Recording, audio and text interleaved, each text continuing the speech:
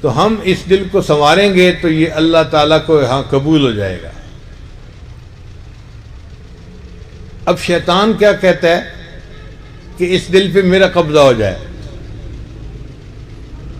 لہذا وہ انسان کے طاق میں لگا ہوتا ہے۔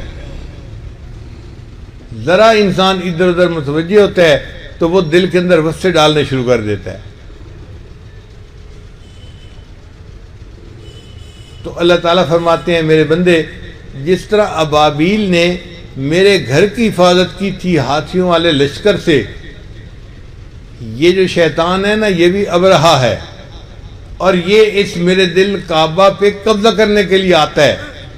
تو بھی ابابیل کی طرح اس کے اوپر ایسی کنکریاں پھینک کہ اس کا بھوسا نکال کے رکھ دے۔ اللہ ہمارے پاس کنکریاں کہاں ہیں کہ ہم شیطان کا کچومر نکال کے رکھ دیں؟ اللہ فرماتے ہیں میرے بندے، تم جو اللہ اللہ کہو گے یا لا الہ الا اللہ کی تسبیح پڑھو گے، یہ ابابیل کی کنکریوں کی مانند بن جائے گی اور اس شیطان کا کچومر نکال کے رکھ دے گی۔ ہم نے اپنے دل پر اس ابرہا کو قبضہ نہیں کرنے دینا، یہ دل میں ٹھان لیجئے اور اللہ اللہ کا ذکر کر کے، لا الہ الا اللہ کا ذکر کر کے اس اللہ کے دل گھر کی حفاظت کر لیجئے، پھر دیکھیے اللہ تعالیٰ کتنے خوش ہوتے ہیں۔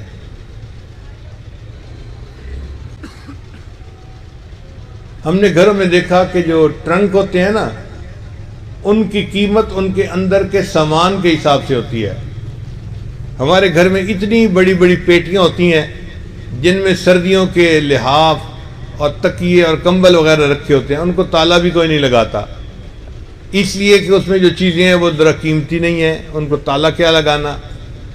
اور ایک چھوٹا سا بکسہ ہوتا ہے جس کو کہتے ہیں جیولری باکس، اس میں عورتیں اپنے ڈائمنڈ، اپنے رنگ، اپنے زیورات رکھتی ہیں، اس کو بھی تالا، پھر اس کو جس بکسے میں رکھتی ہیں اس کو بھی تالا، پھر وہ بکسہ جس کمرے میں ہوتا ہے اس کمرے کو بھی تالا، پھر وہ کمرہ جس گھر میں ہوتا ہے اس گھر کو بھی تالا۔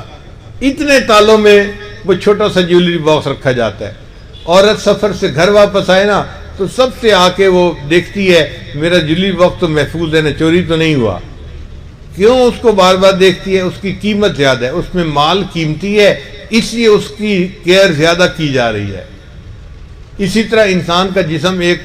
بکسے کی مانند ہے، اور انسان کا دل اگر اس میں سنورا ہوا تو اس بکسے کے اندر سامان قیمتی ہوگا، اللہ کے ہاں بندے کی قدر و قیمت ہوگی۔ اور اگر انسان کے دل میں دنیا کی محبت بھری ہوئی ہے تو دنیا کی تو قیمت اللہ کے ہاں رائی کے پر کے برابر، بچھر کے پر کے بھی برابر نہیں ہے،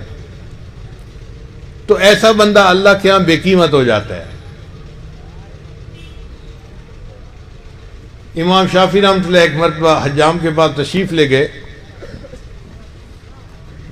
تو حجام نے دیکھا کہ ایک بندہ ہے پتلا دبلا سا، اور اس کے جسم کے اوپر معمولی سے کپڑے ہیں۔ اتنے میں ایک نواب آ گیا بال کٹوانے کے لیے، تو حجام نے امام شافعی کے بال کاٹنے کی بجائے اس نواب کو پہلے بٹھا لیا۔ اس کو پتہ تھا کہ یہ مجھے 2-4 درہم دے دے گا اور یہ فقیر بندہ تو کچھ بھی نہیں دے سکے گا، تو اس نے اس نواب کو بٹھا لیا۔ امام شافعی رحمۃ اللہ بال کٹوائے بغیر وہاں سے واپس آنے لگے تو انہوں نے اپنے خادم سے پوچھا بھئی تیرے پاس کچھ پیسے ہیں؟ اس نے کہا حضرت میرے پاس 300 درہم ہے۔ امام شافعی رحمۃ اللہ نے فرمایا یہ 300 درہم حجام کو ویسے ہی دے دو، یہ مال کا طلبگار تھا، میں پہلے آیا تھا، مجھے پہلے اس کو بٹھانا چاہیے تھا، مال کی طلب میں اس نے اس نواب کو پہلے بٹھایا، یہ مال کا طلبگار ہے، 2-3 ریال کی خاطر اس نے ایسا کیا، تو 300 ریال اس کو ویسے ہی دے دے۔ پھر وہاں سے جب چلے تو انہوں نے شعر پڑھے علیہ ثیاب لا یباع جمیعا، کہ میرے اوپر ایسے کپڑے ہیں اگر ان کپڑوں کو کوئی بندہ بیچے تو یہ سارے کپڑے مل کے ایک فلوس کے بدلے کوئی نہیں خریدے گا، 1 درہم کے بدلے کوئی نہیں خریدے گا، لیکن ان کپڑوں کے اندر ایک جان ہے، وہ اللہ کے ہاں اتنی قیمتی ہے، ساری دنیا کے خزانے مل جائیں اس جان کی قیمت ادا نہیں کر سکتے۔ اور یہی بات حضرت شاہ ولی احمد دہلوی رحمۃ اللہ نے ایک مرتبہ دہلی کی جامع مسجد میں جمعے کے خطبے میں کہی تھی او مغل بادشاہو، تمہارے خزانے ہیرے جواہرات سے اور کن کن قیمتی پتھروں سے اور سونے چاندی سے بھرے پڑے ہیں، لیکن ولی اللہ کے سینے میں ایک دل ہے، تم ساری دنیا کے خزانے اکٹھے کر کے لاؤ، تم اس دل کی قیمت ادا نہیں کر سکتے۔ تو جب یہ دل اللہ کی محبت سے بھر جاتا ہے تو اللہ کے ہاں قیمتی بن جاتا ہے، پھر ساری دنیا کے خزانے بھی اس کی قیمت ادا نہیں کر سکتے۔